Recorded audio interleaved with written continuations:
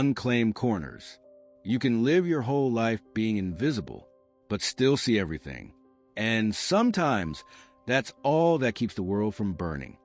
The first sound was the hum of fluorescent lights. The second, the familiar clack of Mason Hale's mismatched shoes against wax tile. One rubber sole, one leather heel. They echoed unevenly across the lower floor corridor, just enough to blend in with the maintenance crew, but not enough to make anyone turn their head. And that was the point. Mason hadn't had a job in 7 years. Not on paper. Not since the incident in Kabul. His discharge was honorable, but the consequences were silent. Like most things he was good at. Surveillance, timing, restraint. He lived behind silence now. A life measured in habits and corners. The kind people look past when they're in a hurry. The Federal Supply Service's building opened to staff at 6 o'clock sharp. By 6:15, the first wave of badge scan workers passed through metal detectors. At 6:23, Mason entered. He didn't have a badge, but he didn't need one. He carried a tray with a coffee cup he found in the trash 2 days earlier, rinsed it in a gas station bathroom, filled it with air, held it like purpose. That was the key. In government buildings, movement equals legitimacy. Standing still invites questions. Moving makes you blend in. The cafeteria was quiet. Industrial tile, plastic chairs, metal tables bolted to the floor, and one vending machine, tall, black, and humming. Mason's table was always the same. Table 11, near the exit, facing the camera, diagonal from the vending unit. He'd sat there every weekday for 6 months. No one ever asked him to leave, because no one ever really saw him. He sipped nothing, watched everything, mapped every face, memorized every routine. This morning was different. The coffee cart hadn't come in. The trash bins were still full, janitorial delay. And the badge scanner had blinked twice for the man in the gray suit. Not once, but it was a machine that really told him something was wrong. He got up casually, hands in his jacket, walked past the vending machine like he was checking options. He wasn't. He was feeling. The left panel, warmer than usual. Too warm. Engine warm. Battery warm. A faint hum. A power variation. Barely detectable unless you were trained to hear it. Like he was. He turned slightly, glanced at the overhead security dome camera. Its lens was aimed downward, but the red status light wasn't blinking. That meant either one of two things. The camera was in standby mode. The feed was being bypassed. Either way, someone had disabled the building's passive eye, and that wasn't random. He moved back to table 11, Saturday. Still, inside, his heart rate had already shifted to combat rhythm. Breath slowed, mind open, time to calculate. He looked at the vending machine again. Side panel tampered. Screws replaced, slightly misaligned. Fingerprint smudges, but inverted. Someone had opened the unit from the inside. Not a refill, not maintenance. Something had been placed inside, and judging by the warmth, it was alive, electronic, maybe armed, maybe not yet, but close. Mason wasn't afraid. He had defused worse in silence. IEDs hidden inside children's backpacks, motion charges laced into water tanks. He'd once dismantled a tripwire bomb using a spoon and a flashlight lens. But this was different. Here, he wasn't allowed to act, wasn't invited. He was just a homeless man, sitting in the wrong place. But someone had made a mistake. They built a bomb inside a vending machine in a government building, and they put it in the only place. Mason Hale still watched. He checked the hallway. Empty. Cafeteria. 2 workers talking near the back exit. He stood, walked to the vending unit. No tools. No access. He reached into his boot and pulled out a flattened silver tab, once part of a broken key, sharpened with sidewalk stone, wrapped in cloth.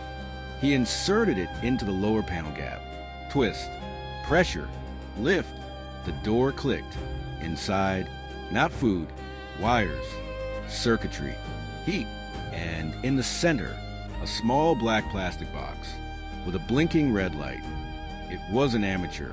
It was military grade. Compressed charge. Timer linked. No obvious detonation switch. Just one function. To destroy. He didn't need a manual. His hands moved by memory. He counted the leads. Identified the primary capacitor. Crimped the logic circuit with his makeshift tab. Then, he reached for the power cell. Disconnected it. The light blinked twice. Then died. Silence. Mason exhaled through his nose. No celebration. No relief. Just next step. He lifted the device. Wrapped it in his old jacket liner. Pressed the vending door shut. Walked calmly to the service exit. No cameras. Just a dumpster. He placed the device inside. Beneath torn cardboard and plastic wrap. Took $2 from his pocket. Taped it to the machine. Along with a note, McKean Arctic Venley. Then he left. Nobody screamed. Nobody ran. No alert. No lockdown. Because nothing happened. But something almost did. And the man who stopped it was never even on the building security log. Inside the machine, he defused the bomb. But something inside him had just been triggered. Mason Hale knelt quietly beside the dumpster behind the building. The dismantled device, small, black, now dormant, was wrapped in the lining of his jacket, resting beneath a layer of crushed cardboard and discarded plastic. His hands no longer trembled, but his mind was burning, because the more he replayed what he had seen, the more one truth rose from fog. This wasn't the first bomb of its kind. This was a replica. He leaned his back against the concrete wall, closed his eyes. But it wasn't darkness that met him. It was memory. Flashback, 2012, Helmand Province, Afghanistan.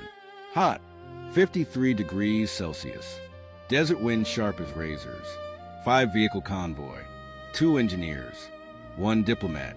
His job, frontline recon. At checkpoint 5, he spotted a rock. That didn't belong. Its shadow was wrong. Its surface too clean. Its placement too perfect. He called the halt. Stop. Immediately. 30 seconds later, they disarmed the device hidden underneath. 3 kilograms of C4, wired to a vibration trigger. Had they moved forward, 3 vehicles would have become a cloud of steel. He didn't get a medal. He didn't want one. But he kept the memory and the wedding rings of 2 men who didn't make it, weeks later. Now, standing in the back of a government building in Washington, Mason saw that rock again, but it wore a new shape, a vending machine. He unzipped the side of his old rucksack. Inside, a weathered notebook. No name, no markings, just a number on the cover, C91. It wasn't a code. It was a tomb. Inside were hand-drawn diagrams, infrared signature sketches, detonation logic trees, everything he'd cataloged from a career that never officially existed. He flipped to a blank page, began sketching the device from memory. Lithium carbon battery, custom soldering. Circuit logic built for temperature and pressure. No timer. It wasn't designed to explode on command. It was designed to fail quietly and make it look like no one was to blame. A malfunction, a tragic coincidence, an equipment error. But Mason knew better. He always did. Then a face came back to him. The man in the gray suit. He remembered the badge reader blinking twice. That shouldn't have happened. 2 beeps meant error. Or override. Yet no one stopped him. No alarm. No reaction. The man had walked right through, smiling. They were expecting him. This wasn't a mistake. This was a test. And I just walked into it. He pulled a sharpened pencil stub from his coat. Wrote on the next page. Camera 3, static. Badge response abnormal. Machine heat signature inconsistent. Unknown logic module. Modified from a commercial heating element. He paused. That last part, coffee heater core. Something you'd never question in a break room. Something already warm, already wired. Something invisible to protocol, except to people like him. People who had seen what coffee cans could become in the wrong hands. He reached under his belt lining, pulled out a tiny plastic sheath, slid the diagram inside, taped it back with cloth tape, a habit from the field. You didn't carry truth in your hands. You carried it close to your spine. Then he sat on a crate near the alley's edge, lit a cigarette. He hadn't smoked in 7 years, but some memories needed fire to settle, and the smoke helped with thinking. Who built it? Why here? Why now? And how did they know table 11 is where I always sit? That's when it clicked. It wasn't random. It was personal. And whoever built this knew what he used to do, maybe even who he used to be. Then a thought chilled him. What if it wasn't about the building? What if it was about him? They'd build a bomb and put it where only I would find it. So I'd react. So I'd reveal myself. So I'd show that I'm still watching. His blood cooled, not from fear, but precision. This was a snare, and I bit. But if they were watching, then he needed to move first. He would follow the gray suit. He would trace the residue. He would test the system. He would expose what's underneath. And this time, he wasn't to hide in the shadows. He'd been silent for too long. It was time to listen for the ones who were trying to whisper back. The man in the gray suit. Some threats don't enter with noise. They blend into routine. And sometimes, they wear a suit. Mason Hale wasn't walking through the city. He wasn't flowing with it. He was slipping underneath it, like a crack in the pavement. You never notice until it opens wide. When hundreds of employees scanned their badges at the front, he approached the building from a different angle. The East Service entrance. No cameras, a broken sensor, officially marked as low risk. And he knew it still didn't work, because years ago, he broke it. The corridors weren't empty. They had rhythm, footsteps, trolley wheels, doors opening and closing in time harmony. But this morning, the rhythm was too perfect, too choreographed. And in Mason's world, when patterns become too smooth, it means either the system is fully controlled, or someone inside is pretending to control it. 758 sublevel service corridor. He opened an electrical panel. No lock, because no one in this building would imagine that behind that panel was a surveillance point, built by someone who once mapped enemy bunkers. With pencil and instinct, he connected his cracked military-grade tablet, taped edges, scratch screen. The system flickered, then loaded. Camera feed, hallway 4C, cafeteria entry, 6 hours, 19 minutes, and 46 seconds. Frame by frame, Mason watched. Then, the man, gray suit, slim, leather briefcase, metal rimmed glasses, high forehead, no emotional signal on his face. But more importantly, his walk was missing something. The left arm barely moved. 2 possibilities: an old injury, concealing an object beneath the jacket sleeve, neither one innocent. Badge scan, beep, beep, system. ID verification failed. And yet, the door opened. Mason's eyes locked on the screen corner. Override key, access granted. Someone from inside approved this. The system said no, but the door said yes. The man continued walking. Right after passing the camera's field of view, the next 3 hallway feeds blinked out, only the feeds along his route. That wasn't a coincidence. That was choreography. Mason rewound the feed. This time, he zoomed in on the man's briefcase. There, a small sticker, nearly worn off, but recognizable. Alder Logistics. That name wasn't just from paperwork. It was burned into Mason's memory, because the night before the Hellman generator bombing, Alder contractors had pulled out a base. Suddenly, quietly, 3 soldiers died the next night, and no one ever investigated the connection. But now, they were back, not in the open, not officially, but back in his life. And they were testing something again, but this time, the subject was him. Mason scribbled in his notebook. Man, linked to Aldra. Entry override. Unknown contents in briefcase. Purpose, tester signal. Device, message meant for me. Final line. This isn't a threat. This is a tracing operation. And I'm the target. He put down the pen, lit a cigarette. didn't smoke, just watched the ash fall. Then he whispered, "They're checking if I'm still alive," and I just answered them. So now it was his turn to track, to infiltrate, to dismantle the warehouse memory. Most people think warehouses hold goods, some hold ghosts. Mason approached the building from the southern fence line. No wind, no light, the kind of night the military used called full black. His boots didn't crunch. They padded. He moved like memory, quiet but heavy. The warehouse had no nameplate, no signage, no listed office hours. But Aldra Logistics was on the security tag of the man in the gray suit, and this was the only facility Aldra still owned, within driving range of D.C. It had been inactive for 3 years, which meant something important was still happening here. He scanned the exterior. Chain link fence, motion sensors at 4 points, but poorly installed. The timing between blinks left a 3.4-second entry window. On the north side, he'd seen worse. In war zones, he took a deep breath, exhaled slowly, and stepped through the gap like a ghost returning to its grave. Interior, 9:57 p.m. Warehouse was 2 floors. No windows. Rows of crates, metal cabinets. Folded racks with security tape long worn away. The smell was not of oil or rust. It was paper. Old government-grade paper. And something else. Heat. Subtle.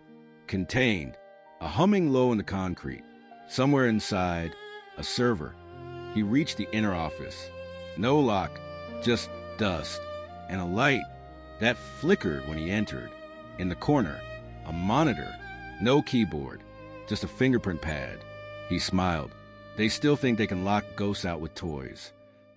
From his pocket, he retrieved a gel strip, modified years ago, for one mission only.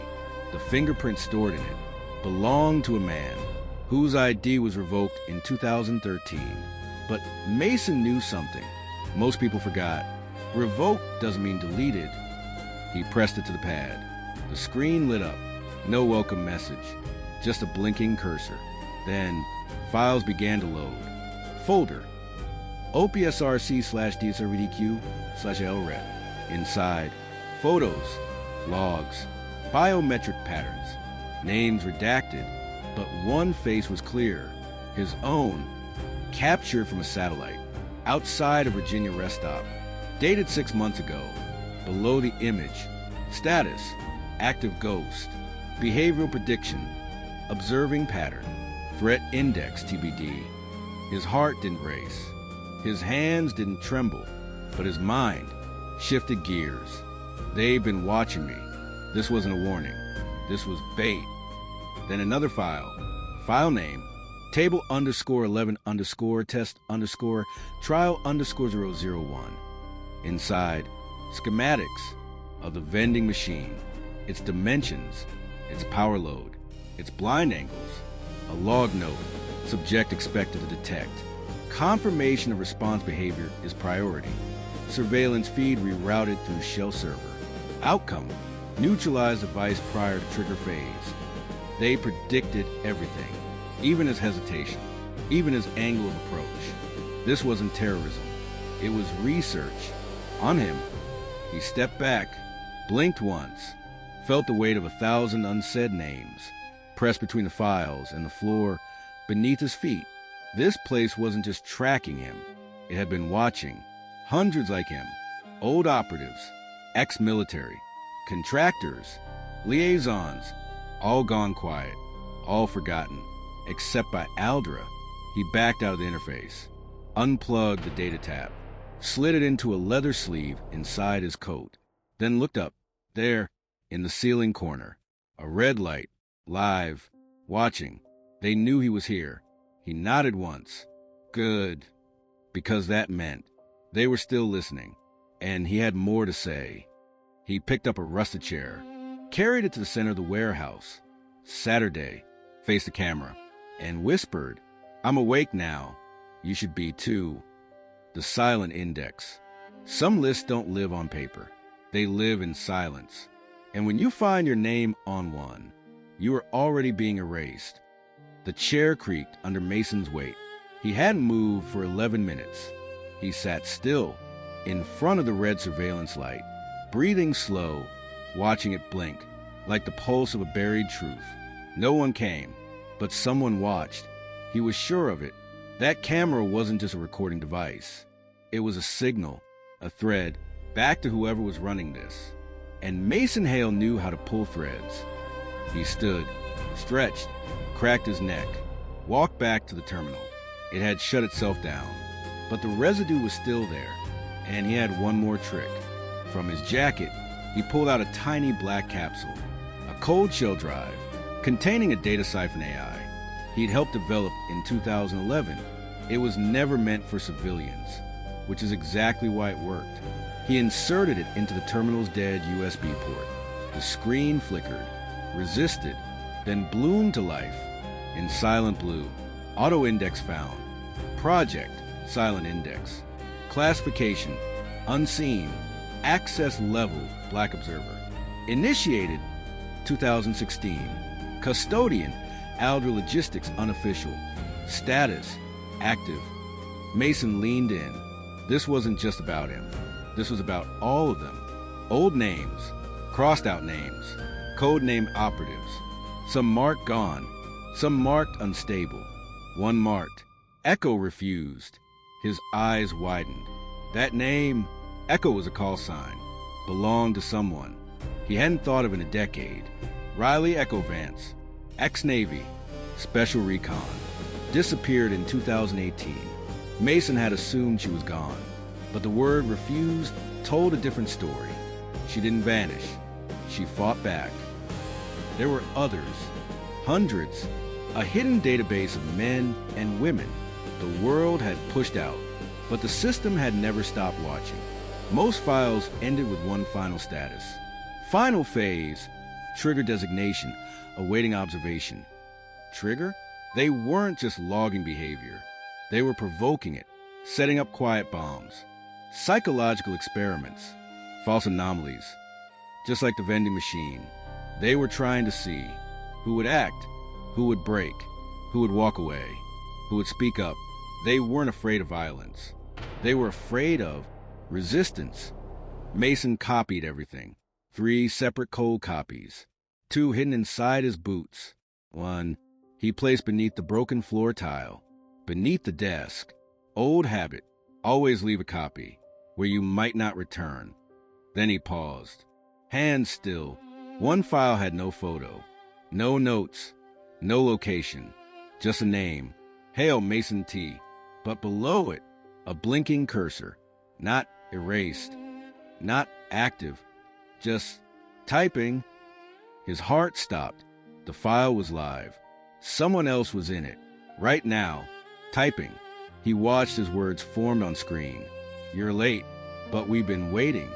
Mason stepped back. No fear, just fury. He typed only 3 words in response. I'm not alone. Then yanked the drive, crushed it underfoot, shoved the shards into his pocket, and disappeared into the shadows.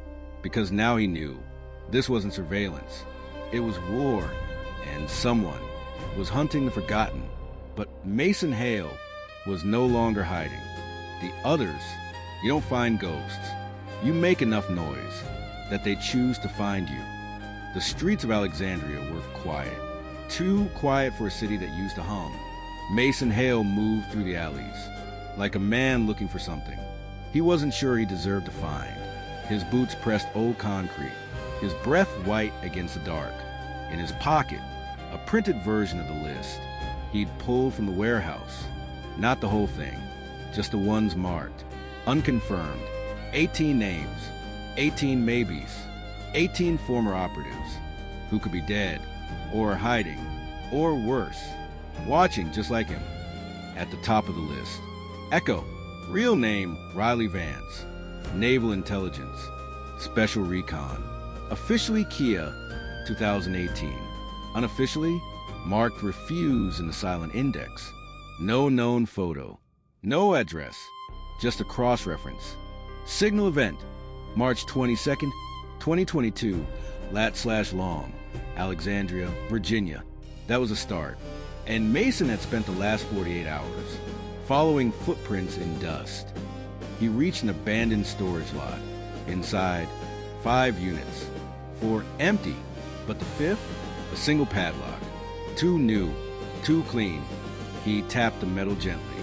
Echo wouldn't be inside. She'd be watching from somewhere else.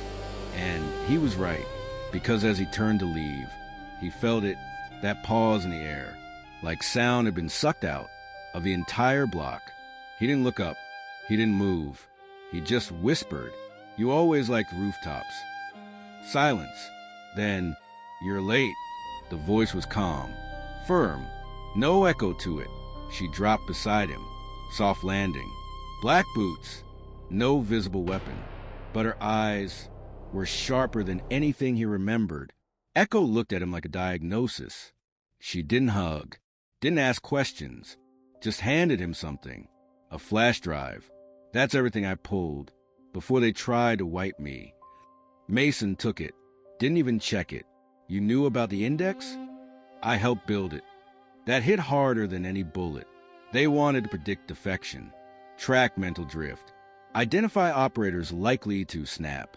I was supposed to classify behavior patterns, but they turned it into something else. She paused. A weapon? She led him into a side alley, down a hidden stairwell, into what used to be a wine cellar. Now, a war room. Maps, threads, screens, names. All 18. Some crossed out, some circled, some with question marks. And in the center, Mason's name. "You're not the only one still watching," she said. He nodded, but maybe we're the last ones not blinking. She sat, he sat, and for a moment, the silence between them felt less like absence and more like resistance. They went through the list, one by one. Cole, South Dakota. Possible burn notice. Grant, last signal in Nevada, disappeared. Mendez, Chicago. Redacted. 2 redacted. And then asterisk Lyra K. Marked. Civ expired. But Echo shook her head. She's alive. They just stopped counting. Mason stared at the wall. A battlefield made of names, coordinates, and betrayals. They're not just watching us. They're preparing for something. Echo nodded. They're building a protocol. The kind they use after a civil event. But they're doing it before one even happens. Mason stood up, his hands clenched. "We're not soldiers anymore." Echo looked at him. Not angry, not afraid, just clear. "No, we're witnesses." Outside, the wind shifted. A siren in the far distance. A city pretending to sleep. Inside, 2 ghosts began writing the rules for a war no one had yet declared, but someone had already started before the alarm. Some places go quiet because people left, others because someone made them. They drove west, 2 hours of headlights, cutting through darkness. No radio, no talk, only the rhythm of asphalt and the occasional chirp of a tired engine. Mason sat passenger. Echo drove, eyes forward, hands steady. Her body barely moved, except to adjust the rear-view mirror. Every 20 minutes. A habit, a signal. Check the tail, count the watchers. Never assume you're alone. Mason noticed, didn't comment, because some instincts don't need narration. They just need confirmation. And hers matched his perfectly. The name they followed, Daniel Rhodes, retired NSA field tech. On the silent index marked unconfirmed suspicious gap, last known location, rural farmhouse, just outside Mechanicsburg. No phone activity, no mail, just a heating bill, paid automatically, once a month. That was all. Too clean, too still. For 07 a.m. arrival, the farmhouse was older than the soil beneath it. White siding, chipped, front porch light flickering. But what stood out was the silence, not the peaceful kind, the engineered kind. No crickets, no dogs, no rustle of leaves. like the whole field was holding its breath. They parked 3 properties down, approached on foot, side by side. Mason carried nothing visible. Echo had a shoulder rig, but didn't touch it. They reached the porch. Wood soft, one board cracked. No light from inside. The mailbox was stuffed, but only with junk. No official letters. Mason knocked once. No answer. Echo tilted her head, then stepped back, looked up at the power lines. Dead feed, she whispered. Cut, he asked. No. Bypassed. Signal redirected. That meant one thing. Surveillance. From outside of the house. Not by Daniel. Of Daniel. They entered. No alarm. No creak. Mason's boots barely touched wood. Inside, books. Stacks of them. Every wall. Notebooks on the table. Charts on the wall. A hand-drawn sketch of what looked like a vending machine schematic. But Daniel Rhodes was not there. Echo walked through the rooms. Fast. Focused. Mason moved slower. Every step calculated. In the back room, a computer tower. Fans running. Still warm. Last login, 3 hours ago. Search history. NSA record purge 2008. Psych profile flagging language. Silent index, image match AI. He was researching them, but not from the outside. From inside the system. Mason opened a drawer. Found a phone. Burner. Scratch screen. Only one number saved. V. He looked up. Echo already had her gun drawn. In the window, a blinking red dot. Laser, but not aimed at them. Aimed at the bookshelf.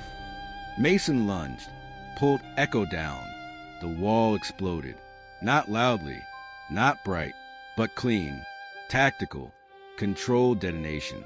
The kind meant to erase, not destroy. Files gone, notebooks burned. By the time they made it to the back porch, a drone was already disappearing. Over the trees.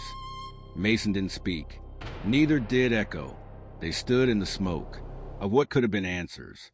Then she whispered, "They knew we'd come here. They're watching the list too," he said. She nodded.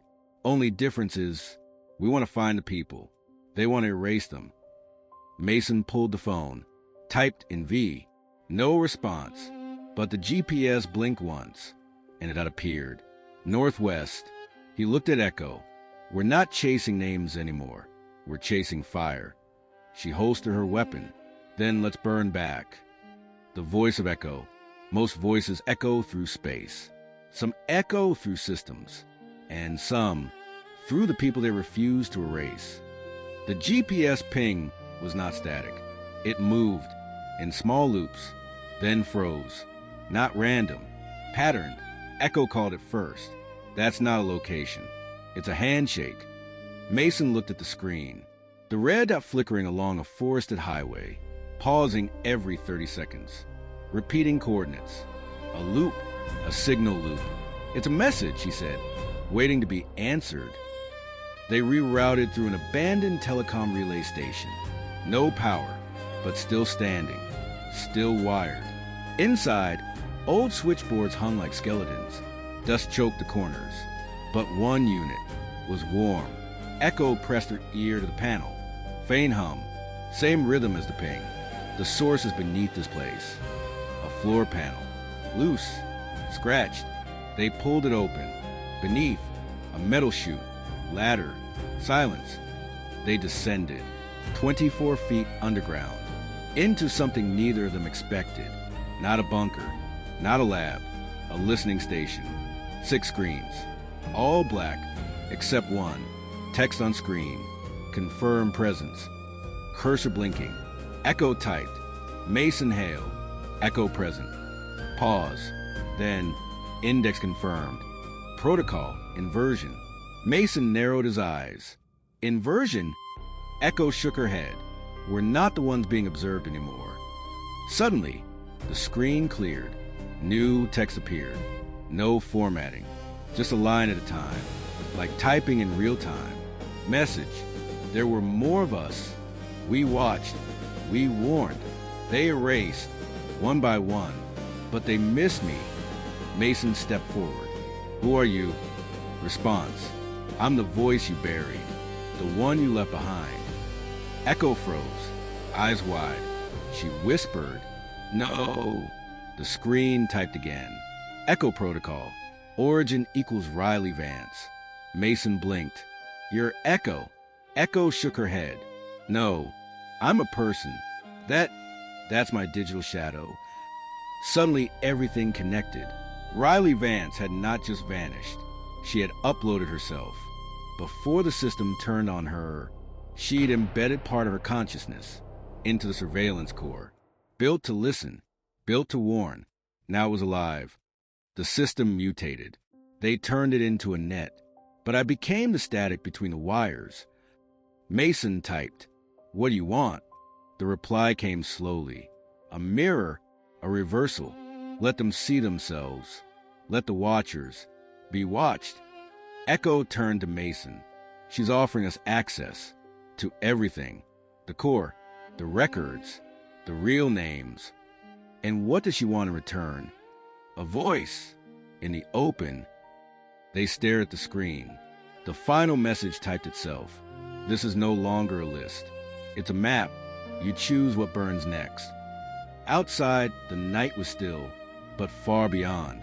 In towers and rooms lined with silence, screens began to flicker. The system was being turned, inside out,